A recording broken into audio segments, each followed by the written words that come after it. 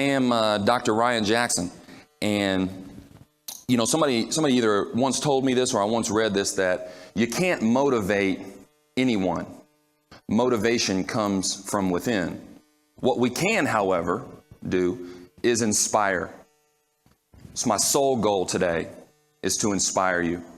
You know, I've been thinking about this long and hard, and although I've done some smaller keynotes, I've never done one that felt quite like this, Mr. Bowman. I want you to know that. So this is new for me, so embrace it and be kind. But I'm here to inspire you today.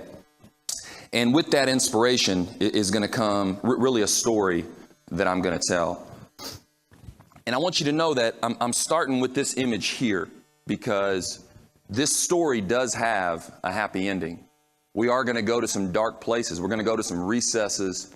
And I want you guys to think about that because I've thought long and hard and reflected on A, why I'm doing this keynote, and B, what is the purpose of a keynote. So if I'm here to set the tone, if I'm here to set the stage for equity and excellence in education, then that's my plan today. My plan is to inspire you as we go forward to change lives and continue to add equity and excellence in education. That's how I live my life. One thing that I think you'll appreciate about this particular keynote is, you know, I am an active practitioner. And I got to give a big shout out to my friend who's also presenting today, my friend, my brother, Dr. Tim Drinkwine. He's in the audience. And he told me not too long ago when I asked him in kind of a vulnerable moment, you know, I said, Tim, I need you to tell me the truth, man. Because I'm pretty wild out here, buddy. I bang my chest pretty loudly for kids. No fear of doing that. And he told me, man, and it really put me in my place. And he said, you are an active practitioner. You do the work. You're in the work. So I think what you'll get out of this today is this is a person that stands in front of you that is literally 10 toes down. He's on the front line of education every day, impacting lives. And that's a story that we're going to tell today. So this is an image here. And what's cool about this keynote, and Mr. Bowman, where I was going with this is almost real time. This just happened last week where we received a $500,000, a $500,000 grant from Parker Hannifin, which is a global filtration company, to build an innovation lab inside Mount Pleasant High School. And if you haven't heard of Mount Pleasant High School, I'm going to get to that. That's a good thing. But first, we're going to go to some dark places. This keynote is titled Education in the Age of the Underdog. And I specifically called it that because I believe right now we're on this precipice of danger. They're calling it a crisis in education. And I've really tried to get my head around that. If we're really in this crisis, then I'm going to embrace this model that I learned when I went to China. I went to China as part of this Vanderbilt group, Principles of Learning Academy in Nashville, while I was in Metro Nashville Public Schools. Spent 2 weeks in China. And my biggest takeaway from the Chinese was this. When it comes to crisis, the Chinese look for opportunities in the midst of danger. That's their whole view on it. If there's crisis, we've got a growth mindset. We don't run from it. We sift through the sand to find the opportunity. So if we're really in this crisis in education, then I'm charging all of you to find the opportunities, because that's what I've done. So back to that first picture. If we know that budgets are being cut, if everything is centering around funding, financing, then how did one school in remote rural Tennessee just land $500,000 for an innovation lab to be built in one of the smallest high schools in Maury County? How we do that? Because I look for the opportunities in the midst of danger, and we're going to get to that. But that's what it is about education in the age of the underdog. And we can't get there without explaining why I'm the guy who wears the fancy suits, the Jordans, the sunglasses, speaks directly into the camera on Twitter. We can't get to that without explaining this part of the story, because I am an underdog. That's why I fight for him so heavily. You can probably imagine which one of these is me. So I grew up a redheaded stepchild, literally, right? And I was thinking about this in the car ride over this morning, and my wife was trying to be really sweet. She was talking about other things to get my mind on something else, but I could not stop thinking about what you and I are getting ready to engage in. And I was thinking, like, I was going to ask you this question. You know, name five successful redheaded people. This is where my brain was going this morning. I'm like, name 5 successful redheaded people. It's really tough to do. You've got to like really rack your brain and think, okay, Carrot Top, he's that comedian. Like you're really trying to think. Man, I grew up a redheaded stepchild. This is my father on the right. His name is Stephen Jackson. Rest in peace. He's deceased. He died not too long ago. And truth be told, man, it was a culmination of things. Ultimately, it was a result of hard living. He was a dang near a destitute alcoholic. He never held a job, right? He drank himself ultimately to death, got hooked on pain pills later in life. But we had a very estranged relationship. Now, not coincidentally, that's me on the beach when we lived in Homestead, Florida. He had a dishonorable discharge from the Air Force. It was like that. But this is when we were down in Homestead before the hurricane hit. This is like maybe 80, 81, something like that. And that's me holding a beer can. Ironic, but we're going to get to that in a minute too. Now, on top of that, I'm redheaded. My dad's an alcoholic. He's in and out of my life. He's not setting a very good example. I was born in Evansville, Indiana. And the red doesn't translate real well. I was going for this ominous thing, so just go with me. I was born in Evansville, Indiana, which at face value is kind of like, so what? Until you start digging a little bit deeper. So Evansville was consistently ranked in the top 10 of most miserable cities in the United States. That's a fact. Beyond that, I'm from South Evansville, the south side of Evansville. My parents still live there in the home that I was raised in. I started living there when I was about 3 years old. So I'm from South Evansville, about 2 blocks from the levee, okay? And I tell people, because in terms of proximity, it's true. I grew up in between a thoroughbred racing track. This is Ellis Park, which is in Henderson, Kentucky, just on the other side of the Ohio River from Evansville, right? But it was probably 10 minutes from where I lived. So I grew up in between Ellis Park Racing Track and Casino Astar, riverboat gambling. And I saw any and every vice in between there, just where I grew up. I spent almost 5 days a week at Ellis Park in my childhood. It's where I had my first taste of whiskey, right? As a kid at a thoroughbred racing track, because it was everywhere, right? And I grew up in that kind of environment. Taught me a lot of things, certainly taught me how to survive. Also proved to me, this isn't where I want to spend my life. I've got to do something else. I've got to strive for something bigger. Now, I grew up in the VHS era. Well, actually, I'm going to get to that in here in a second. More significantly about Evansville, I did some research here recently. My primary schooling was not a positive experience. I call myself the Underdogs advocate for a reason. I get very awkward and nervous when we get into those PD sessions or those roundtable sessions where they ask you to think back and name that educator that changed your life. And people are like, man, my 3rd grade teacher, Mrs. Ruppel. Man, my 5th grade teacher, Mr. Stevens. Man, I had nobody. I can't name anyone that changed my life in school. And this is real talk. I can't name one educator that looked me in the face, though, that curly red hair, and said, Ryan, man, you're a heck of a writer, man. I see talent in you. Now, truth be told, when I got to undergrad at the University of Southern Indiana, I did meet a guy named Forrest Poston who took me under his wing a little bit, helped me sharpen my writing saw. And it was not until I was probably 21, 22 years old that an educator actually told me I could be successful at something. This is a fact. So then I said, you know what? Let me see where my schools are now. So I'm from Evansville, Indiana. I got this from the tristatehomepage.com. There's my elementary school. There's my middle school. And as I reflect back, and I can't give you the grade of what they were in 90 and 92, but I'd be willing to bet not much has changed. And it saddens me to this day. I don't live in Evansville anymore. I now live in Maury County. I just spent 14 years in Metro Nashville. But this is where I've come from. So an alcoholic father who wasn't there. I lived in between a thoroughbred racing track and Casino Astar. And I went to an elementary school that currently has an F and a middle school that currently has a D. Now, my high school, I did that research too. They had a C. They're average. I'm going to show them some love. Harrison High School. They got a C. They're hanging in there. But where my foundation was currently sits at an F. So I knew I had to do something different. And I grew up in the VHS era, right? Which meant this. I had a video store, and I now have a 3-year-old son. And I look at him and I think, you know what? There's so much awesomeness that I can share with you, show you, we can celebrate together. One thing we'll never experience together was that trip to the video store. That living, breathing, brick and mortar building where you went and looked at the video boxes and turned them on the back. And you know what I mean? I mean, if you grew up in that area, you understand. So I had one. It was called Green's Video. that was about 2 blocks from my house. And that's what I did. So my mother would give me $1.50, and I would walk to the video store every Friday and rent a movie. And it was out of that I just cultivated this love for filmmaking. And as I've reflected as an adult, it was way less about filmmaking and more about storytelling. I wanted to be transported. I wanted to see something different. This was my global introduction to things. And the reason I put this up here on here is this is Baba King. This is a short film that I did.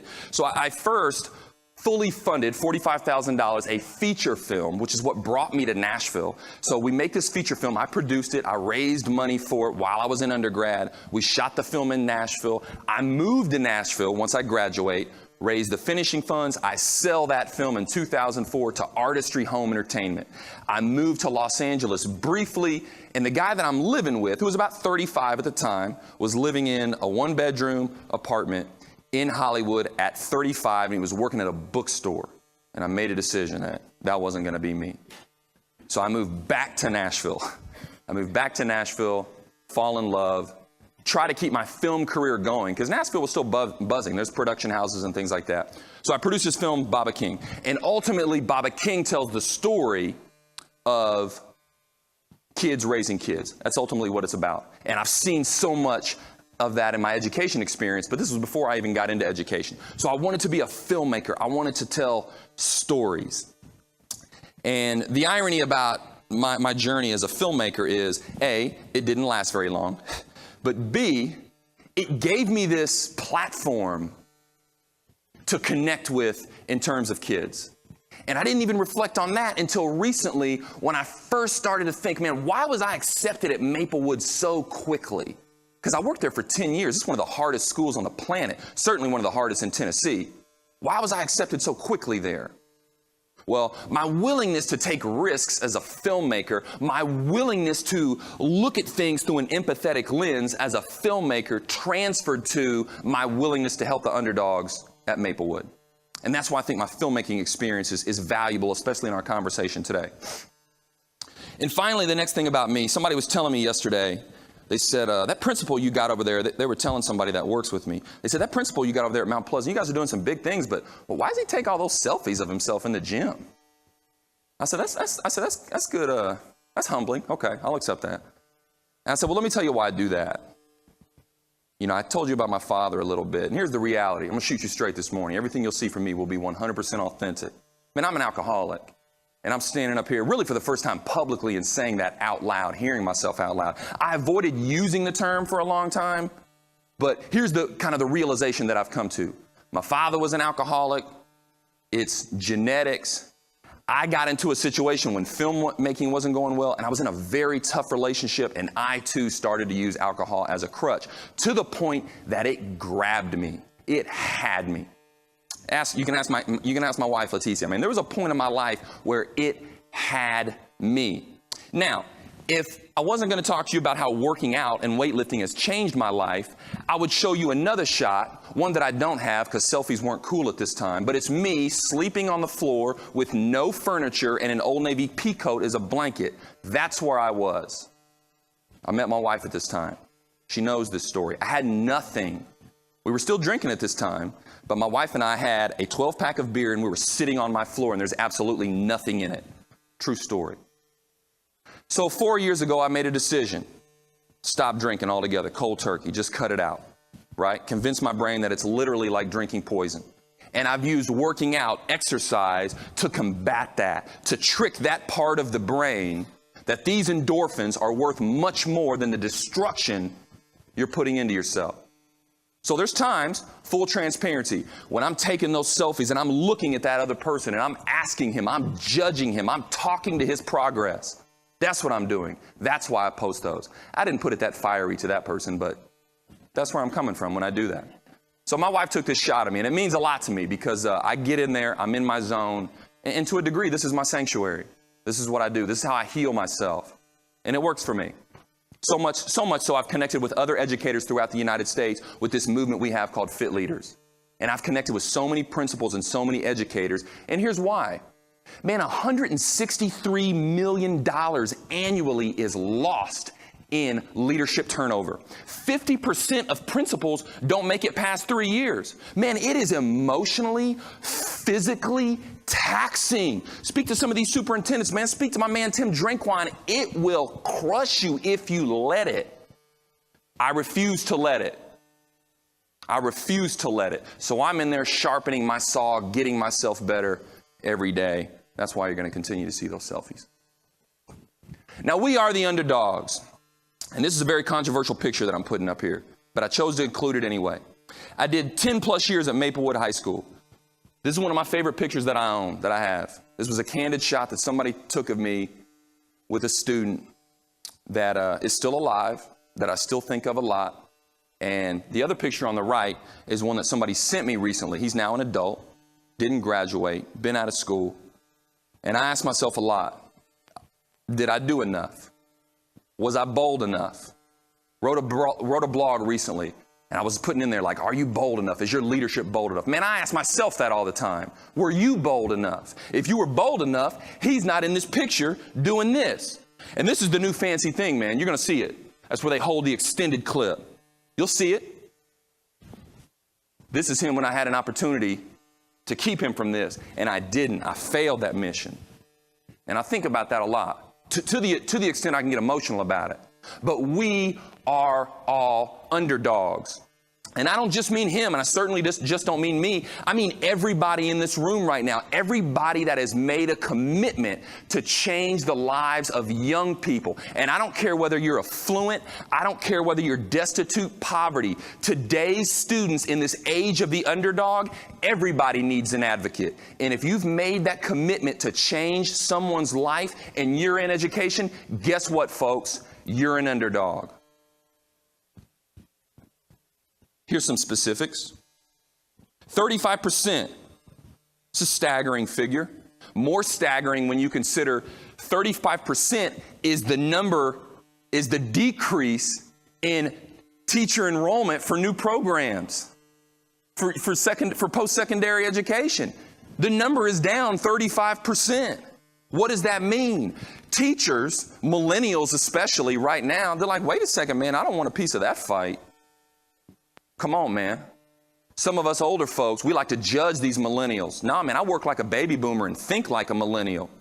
I don't judge them. I like to think. I like to get inside their head. Why are they not coming? Why is it down 35%? Because they're not stupid. They look at the paradigm that currently exists, the paradigm that they grew up in, and they said, I don't want no piece of that. Not the way it is currently. So that number is down 35%. That's just a fact. That's coming from Learning Policy Institute. So what does that mean? It means we're asking teachers, the ones that are with us, the ones that have committed to join this underdog fight, we're asking teachers to do more. We're asking them to be social workers. We're asking them to be tutors, to be mentors. We're asking them to simply do their job, show up on time. Had a great conversation with somebody yesterday, another principal that said, man, if I could just get mine to do their job. Not even stay till 4, not even come in at 6:30 and tutor. Man, just do your job. It's so hard, and we're asking them to do so much. Now, all these pictures that you'll see here today are from me and mine. I took these photos. I've got access to all these permission slips. Ease your mind a little bit. At the same time, we're asking teachers and students to think outside the box in this paradigm that they've been conditioned to live, think, do in. And we're asking them, hey, you know what? We've got some research that's coming here, and not everybody's fit for post-secondary education. We're going to want you to do some vocational stuff too. But wait a second, you told us like 10 years ago vocational wasn't where it's at. Everybody needed to go to college. Now everybody's got to be a computer programmer. But now you also want us to do what now? So I'm asking guys to step outside of their comfort zone, or I'm going out now and I'm recruiting even more non-traditional educators because I'm seeing the game in terms of vision where it's going. And here's where I'm going with that. So this is a guy, Luke Massey. He's in here training kids in our Project Leadway program, simply how to hammer a nail. I'm not going to sensationalize it. He's teaching these kids how to hammer a nail, period, point blank. And I was proud of him that day that he was doing it. And these kids did tell me they liked that shot too. They thought it was pretty cool. But here's the reality. This is from Angie's List. Baby boomers, I love you. My mother, she's worked 30 years at the University of Southern Indiana in a physical plant. She's one of the most smartest women I know. She's surrounded by nothing but men. She's worked in the same job, maybe one promotion, but it was all in the physical plant. I think she went from like being the clerk, checking out the pieces, to now she's the supervisor in the physical plant. She stayed there so long, A, she put me through college doing that. B, she put herself through college doing that, earning her master's degree at 59 years old. Okay? But as a baby boomer, I think of her, and you guys are retiring in mass droves. So much so that by 2024, these are the job shortages that you're looking for these very unattractive, non-sexy jobs, careers, right? Come on, man. We don't put sexiness in the same conversation as plumbing. No one ever has, right? But I'm going to tell you what, and you can ask my wife, when you tell a new teacher, hey, I can start you out at 40, but you tell a new plumber, I can start you out at 53, man, the game has changed, folks. But yet we're not selling those programs. I'm going to start selling them. And here's why. Because 181,000 electrician positions are going to be available. And Angie's List is so concerned. They're so spooked. They're saying, we can't fill these jobs, guys. Help us. They're reaching out to us all the time.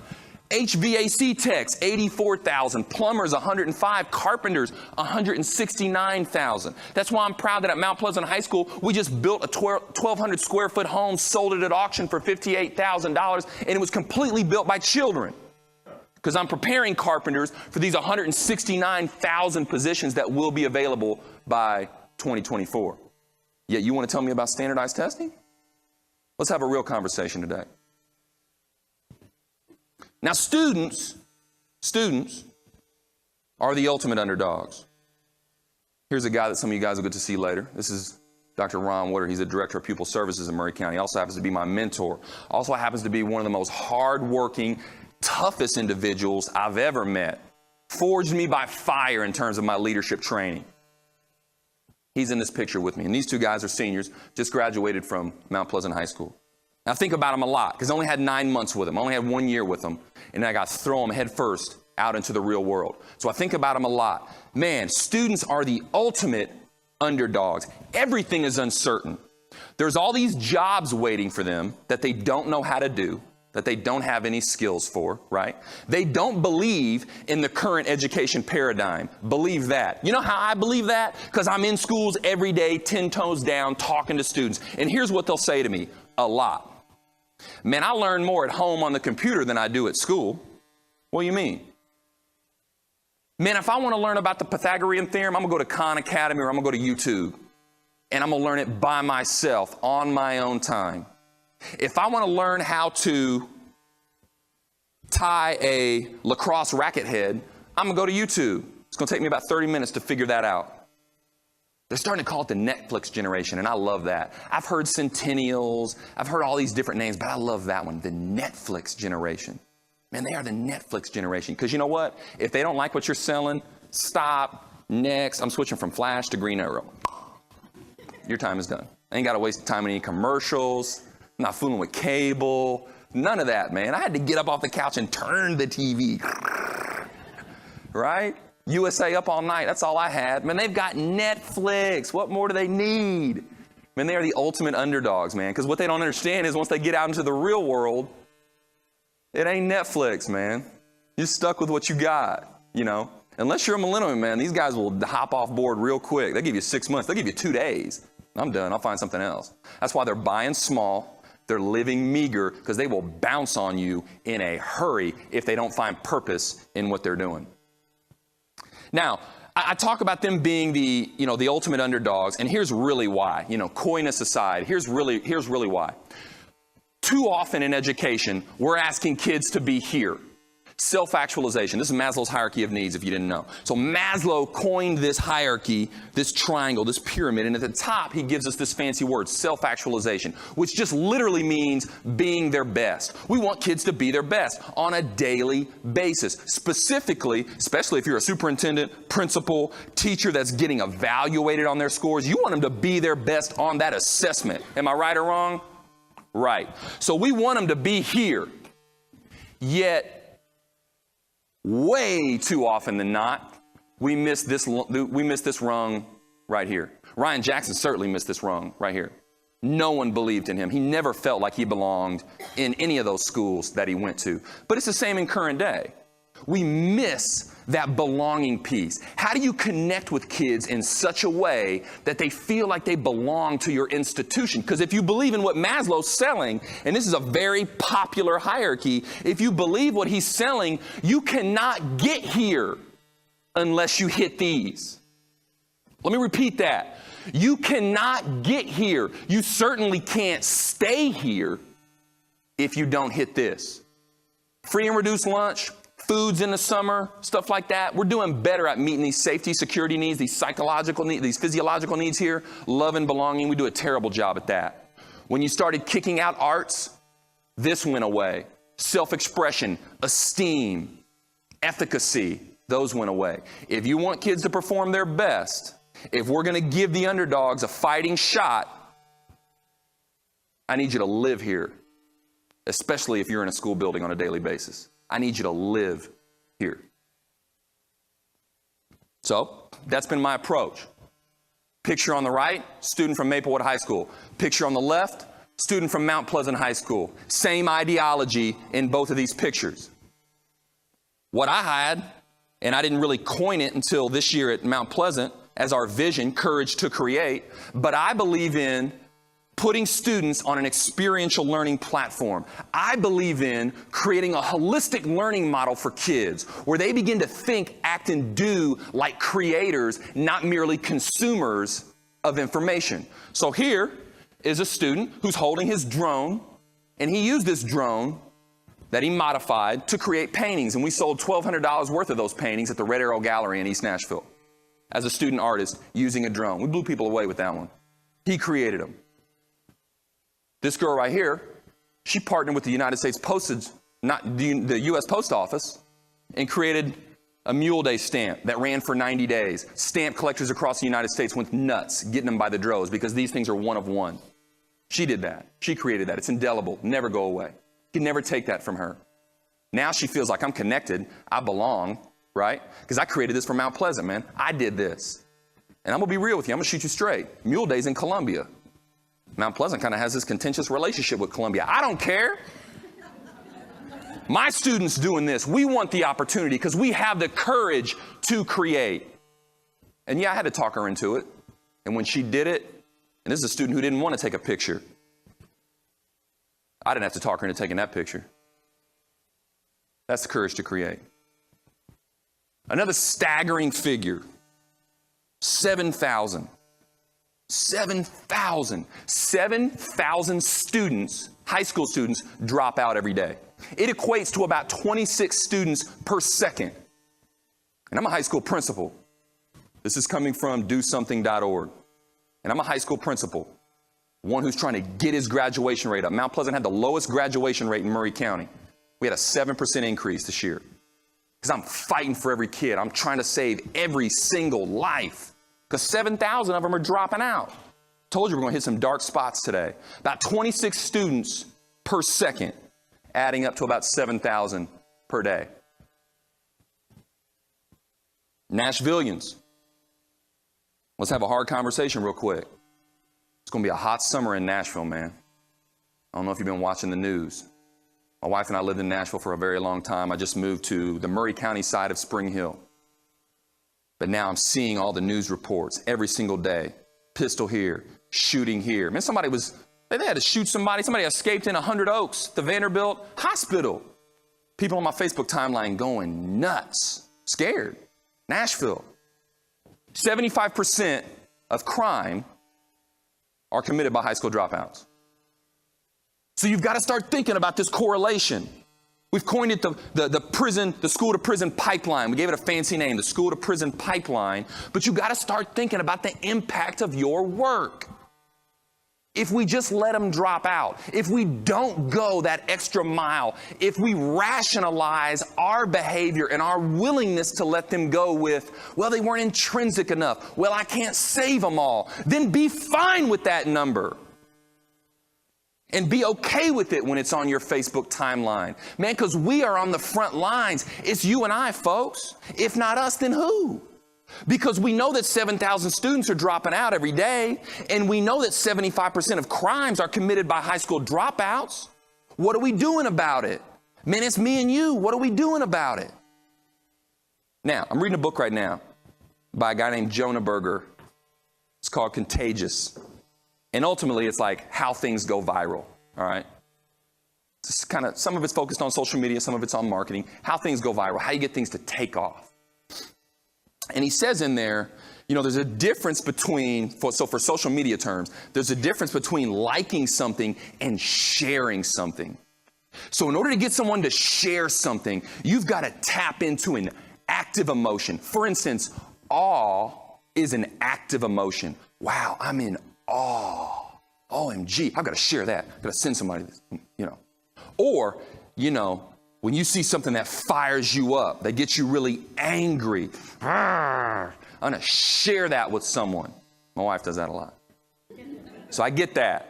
But I've got to tap into something with you that gets you to share this message so that it doesn't live in this vacuum right here. So some of this is going to be me being very passionate. And I didn't get 2 specific jobs because they told me I was too aggressive. So full transparency. But now I got one that I love, so you know how that turned out.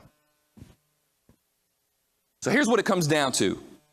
Breaking that machine, breaking that paradigm, burning down the house, destroying that standardization education model, an archaic model that was built over 100 years ago when we were preparing kids for an industrial revolution. When we were preparing kids, if you've read the book The Jungle, to go work in a meat factory in Chicago with ankle-deep water or standing on an assembly line. I mean, you know how out of touch we are? So there's this new assembly line. There's this new factory right outside of Mount Pleasant. It's called Landmark. It's a textile factory. And it's an Italian factory. It's a company, state-of-the-art building. I mean, it's incredible. But it's a factory. They use the word factory. So people think factory. Guys on a conveyor belt, right? You're doing this. Man, they've got like less than 100 people in that factory. And it's huge. It's all robotic. The game has changed. Why are we still preparing kids in an archaic 100-plus-year-old model when the game has changed? Why do we tell kids, go do math for an hour, now go down the conveyor belt and do science for an hour? Why are we doing that 100 years later? I'm refusing to do that. So that's why we're breaking the machine. And I'm calling it the rise of the underdog. So you're asking me, well, hey, man, you're an active practitioner. What are you doing about it? We created America's first pre-K through 12 STEAM campus. That's what I'm doing about it. Sold my superintendent on it with a simple vision. I said, listen, man, here's the reality. You asked me to come down from Nashville to come to Mount Pleasant. And I was sold on this precipice. This is a school that needs a lot of help, but it's a good school. It's going to be an arts focus. And then when I got down there, I realized it's a lot more than that. I mean, this is a tough community. This is a destitute community. These are people that need a lot of help. But you know what? I had a meeting a couple months later with a guy named Aubrey Preston. I didn't know this at the time. But Aubrey Preston, he's the guy that worked with Jack White to save Studio A in Nashville. He's pretty much the unofficial mayor of Leapers Fork. He's besties with Timberlake and Kid Rock and Bill Belichick and those guys. And he was telling me, he said, man, I had a meeting with him, set up by a friend of a friend. And he says, when I wanted to do something with Leapers Fork, it was a mud hole in the ground. Mount Pleasant is Leapers Fork 15 years ago. Go make that place successful. Because it'll be out of the ashes that you make this successful. So that's what we're doing at Mount Pleasant. So I took that idea to my superintendent. And I said, man, you put me out here in exile, right? I almost apologized. I had 2 people come down from O'Moore College of Design. I'm going to get to that in a second, but I'll go ahead and let the cat out of the bag. We partnered with O'Moore College of Design in Franklin. It's an art school. So we're partnering with them to have a fashion pathway inside Mount Pleasant High School. And they came out, their new president and an instructor, and I felt the need to apologize just because of the drive. I'm like, man, I'm sorry. Thanks for coming out. I apologize. I know we're way out here, right? I mean, it is a trek. I felt like I was exiled when I first got out there. Now, not necessarily in a negative way, because again, I'm always looking for the opportunity in the midst of crisis. So I told myself, fine, if we're way out here and no one really cares about us, and they certainly don't want to help us, then I'm going to do whatever I want to do.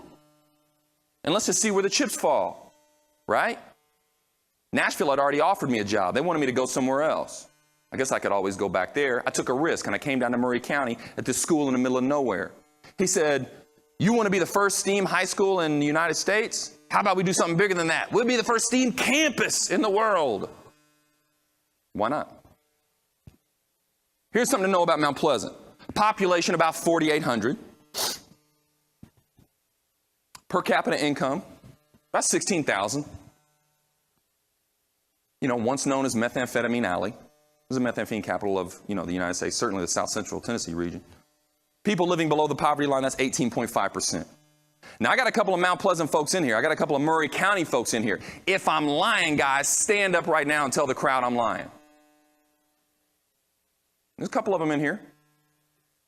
If I'm lying, stand up and tell this crowd I'm lying. This is what we're dealing with in Mount Pleasant. So you're going to go to this place and you're going to try to implement one of the most innovative education paradigms known right now. Yes, I am. That's exactly what I'm going to try to do.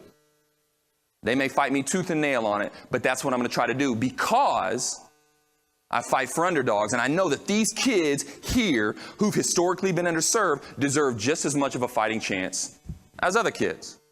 So I wasn't worried about that stuff.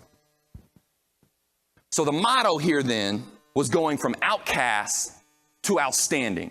How do we go from outcasts to outstanding? Mount Pleasant was, again, this place in exile where they sent people to die. That was the culture.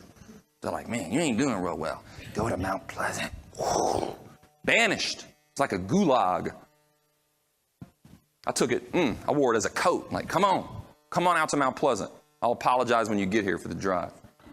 But how do we go from outcasts to outstanding? That was the mission. This is the first week of school, the very first week, because this is Friday. This is how I know it's Friday, because I always dress down on Friday.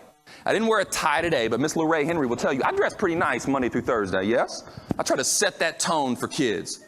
I try to set that bar really high. Like, hey guys, I'm the leader of this building. I represent you, and this is how I do it. Now on Fridays, I bring it way down. And this was the students' first taste of that. So they saw this guy for the first 4 days with their new principal, right, who's dressing like this investment banker with some panache to him. And then on Friday, I come in like this. Like maybe I just got done honky-tonking, right? And these students, man, it's really touched me, man. These students, these girls grabbed me on the way out. I had not even gotten a chance to really know these kids yet. And they wanted to take a picture. Yeah, let's take a picture. Absolutely. It blew their mind, right? But don't take my word for it. I mean, take theirs. She says, not a good picture, but I'm so excited for this school year with one amazing principal. Amazing. She'd known me for like 4 days. But that was the energy we were bringing in there. That was the mindset. It's going to be different this year. I've got your back. Yes, I'll take a picture with you. No, I'm not afraid. And yes, I'll wear my sunglasses when I do it. This guy, he says, good first week of school, y'all. Go follow Ryan B. Jackson and watch the changes made at the Mount. This one touches me the most, though. He put hashtag courage to create, man. Oh, come on, what student puts their vision on a tweet? Their school's vision? Man, I didn't ask him to type that, but I did say yes when he wanted to take my picture. I said, come on, man. That's Curtis Share, man. Love him, right? Now, it wasn't just the kids, though. I had to jump in and make these teachers feel like they're a part of the fight, too. So we did a Decades Day, right? I can't remember if this was Decades Day. It might have even been Sports Day. But here's a guy. He's one of my teachers. And, I'm trying to blow people away. I'm trying to wow them. I got my 1969 Cubs jersey on. I'm a fan. I'm a big Cubs fan, right? Shout out Joe Madden, Cubs, Theo Epstein, world champions out here. I got my Cubs jersey on. And this guy has to one-up me, man. Got to be a one-upper. This dude breaks out like a 1992 Kellogg's unworn USA Olympic jacket. Oh, he was so proud of it too, man. I had my jersey on. You know, I was flexing. It was Friday. He's like, I ain't gonna lie. I asked him if I could wear it. He wouldn't let me. But that's the impact that we had to take. That's the impact that we had to take. But it's more than that. It's more than dressing down on Fridays. It's more than getting teachers to understand that we've got to look at students through an empathetic lens, even if that means taking risks and being vulnerable.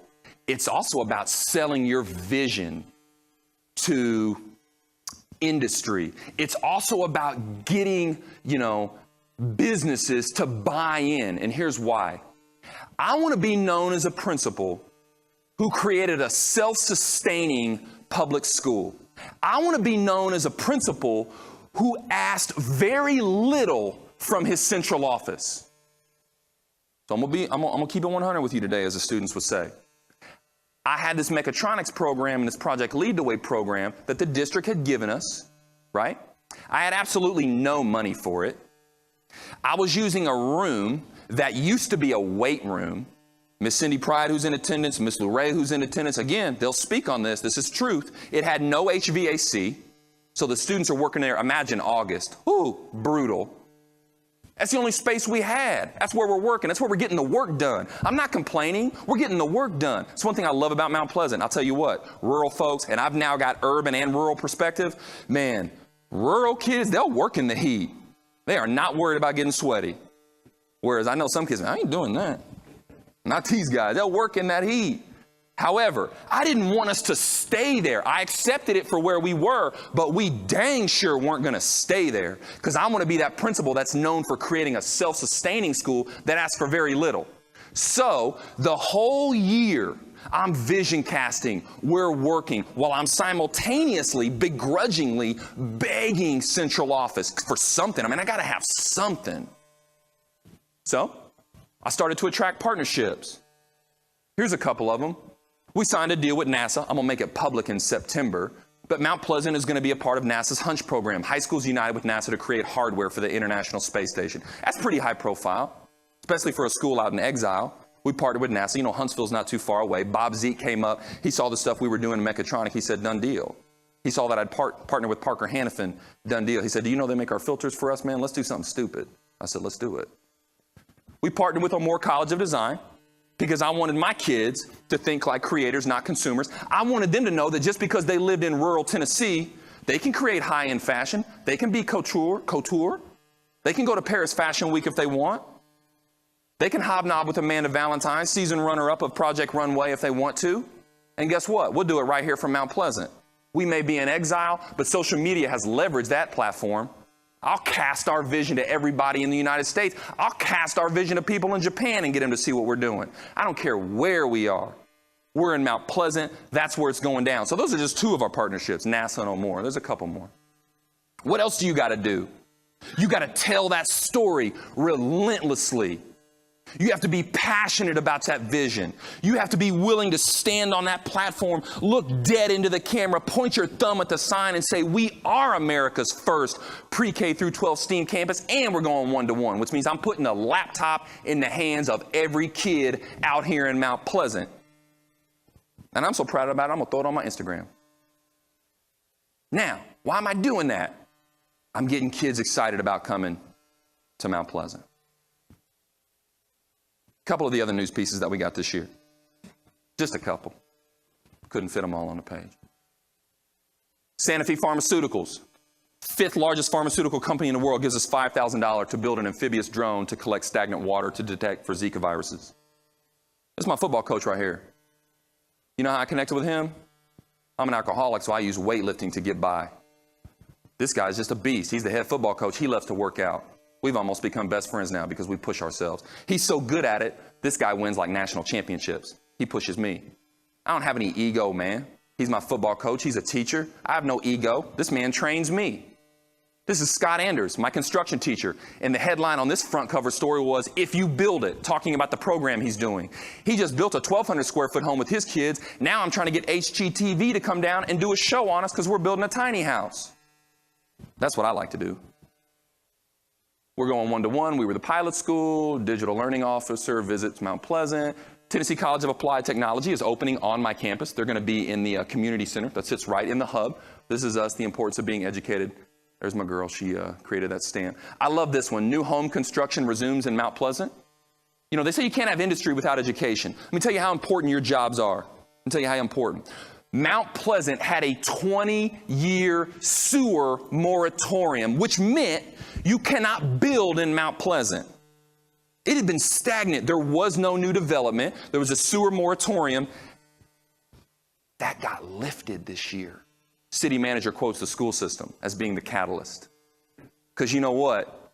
When people want new jobs, when they're coming to industry, the first thing they ask is, well, certainly when it's Mount Pleasant, where's Mount Pleasant? Second thing they ask is, what are the schools like? There you go. That's how important your jobs are. You're literally affecting community. You're literally affecting commerce. Come on, guys. Let's have a real conversation. Now, I've had some people say, he's on Instagram, he's on Twitter a lot. Is it window dressing? I don't know. You tell me. These are our ACT scores. You tell me. Last year versus this year. 1 year under the STEAM model. 1 year with me telling kids they can be successful. 1 year of me saying, if you can't read, you're going to struggle. And check out our reading growth. But you know what I'm more proud of? Because we did increase in 3 out of the 4 subtests. But come on, man. We moved a half a point in overall composite. A half a point on the ACT, folks, is nothing to sneeze at. So it's way more than window dressing. These are ACT results. Now, the ACT is a test that I stand by. If you're going to be college bound, get in here and take this ACT, because ultimately it comes down to dollars, right? If you're not scoring well on certain subtests, then when you get to college, you're taking high school classes at college prices. Let's have a real conversation. And that's about $900 per class that you could have handled for free when you were in high school. That's a conversation I have with my kids. Let's talk dollars and cents. I'm very proud of this one. Look, man, kids don't learn if they don't feel safe. This is our discipline. Last year versus my first year. It's very significant. When kids are put on experiential learning platforms, when kids feel like they're not only going to be held accountable, but it's through this empathetic lens, they will seek you out proactively before they do something destructive. So I don't want you to think that, well, the school just magically got better. No, man, we had a lot of hard conversations, healthy ones, but hard conversations to get this down here. But the proof is still in the pudding. So I come back to this, full circle. Clark Legacy Foundation, which is the grant arm of Parker Hannafin, gave us $500,000. Now, they had an opportunity to give us between $150,000 and $500,000, right? We really thought, me and Ryan Pastrana, the Vice President of Innovation, we really thought it would be more around $150,000 or $200,000. He goes to the Board of Trustees and pitches STEAM. And when, of course, they ask him, well, what is STEAM? Explain that. When he pitches integrating art into STEM, creating this holistic, man, I had trained him up, man. So he's talking that Jackson talk, right? You know, creating this holistic learning model that empowers kids, builds efficacy, esteem, belonging. They wrote the whole check. $500,000. So that's what this is. Now, it gets a little bit more significant for me. This was September, guys. This was September. I didn't get that check till June. This is September, and these are students at Mount Pleasant High School designing the innovation lab that we may or may not be able to build. But we still vision casted it because I told my students, speak it into existence. So we designed it using SketchUp. This is Clarkor. That's Ryan Pastrana. That's Armin Begtrip, my mechatronics instructor. And those are the plans that students created that we were vision casting at the time in September. So they ran a piece on us for this $500,000 grant. And the student was there. We brought 3 of them to the board that night. And we did our thing. We did the check, and it was great. And then we bring this one student in, and here's what he says. They ask him to speak. He says, we were the downtrodden, the forgotten. Education is now cool for all of us. We want to go into careers of engineering and math. We were the downtrodden, the forgotten. Not anymore, folks. Thank you, guys. It's been great. I really appreciate your time.